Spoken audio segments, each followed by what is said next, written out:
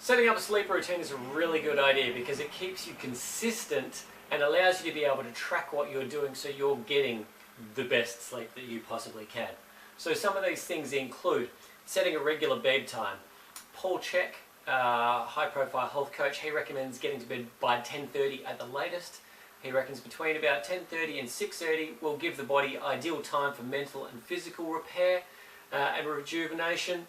And most people say around the same sort of time, somewhere between that 10 and 11 window. For some people it might be a whole lot earlier than that. I know that for me, my body seems to work best when it's healthiest, operating between about 10:30 and 6:30. When I've been more tired in the past, quite often it will be more likely 9:30 till 5:30, 6:30, depending on if I had to get up in the morning. So you've got to figure out what works for you, but try and keep it earlier and keep it consistent. I would also try and limit your watching of TV, laptop, shows, using of a device or whatever, 1 or 2 hours before bed.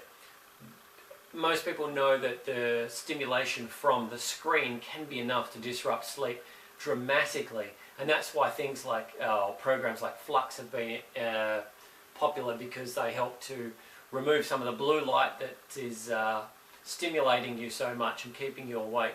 But still, all the bright colours, all the flashing and that can be very draining on the system, very intense for the eyes. So if you can push that away a couple of hours before bed and just start winding down in a different way, that would be great. Dimming your lights in the house is a good one as well. So you may not necessarily have dimmers, although they are great, but sometimes it could be just a matter of switching several lights off so you only have lower lighting and not quite as much. Maybe in your bedroom you don't use the main light, maybe you just have a small lamp that you use. Something like that is a big deal as well. Now, fluorescent lights can be problematic with a lot of people, especially chronic fatigue sufferers, as some of these fluorescent lights, flicker really fast, and it's not noticeable, but again the body can still pick up on it. So just be aware of that. If you can, try and switch them out for traditional light globes, because they will allow your body to work a whole lot better. I know energy saving and all of that, but that's great. Remember, it's energy saving that you're paying the electricity to, or energy saving within you so you can get healthy faster. Having a regular dinner time is a good idea too. So if you can eat at a regular time, you'll be able to track what happens. If you eat late, you might notice you don't sleep so well. If you eat certain foods, you might notice that you don't sleep so well. But again, the more variables you can take out of it and keep it fairly constant, the easier it's going to be for you to be able to track what works for you and what doesn't work for you quite so much. Another little trick that Dr. Jacob Teitelbaum thinks or suggests is a high protein snack before bed could be enough to be able to help you balance your blood sugar levels and allow you to sleep through the night a whole lot smoother. So that's something that you may be able to try, and I'm pretty sure he suggests like a boiled egg or something like that. Very simple. If you are a stressor and your thoughts keep you awake at night, writing a journal or diary before you go to bed is a great idea.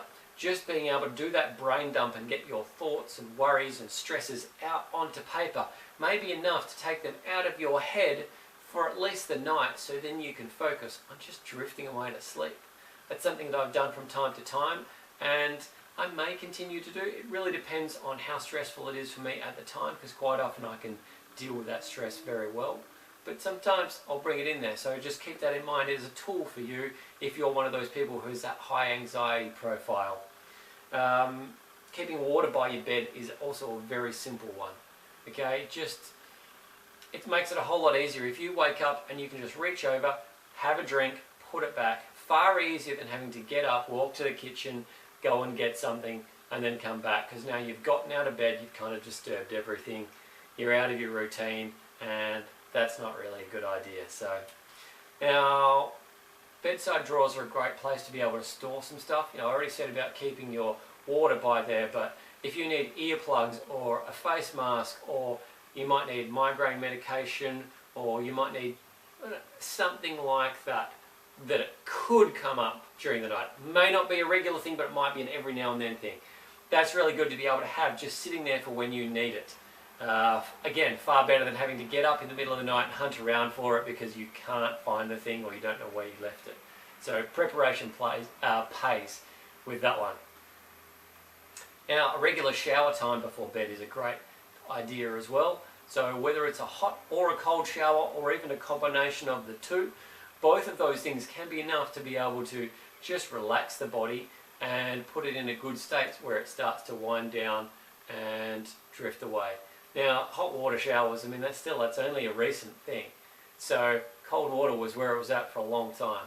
Cold water therapy in the form of ice baths or cold showers or swimming in the ocean or a lake, river, what have you. Those sorts of things can be really good for helping with your adrenals as well and just calming that whole system down. So that is something that you can try.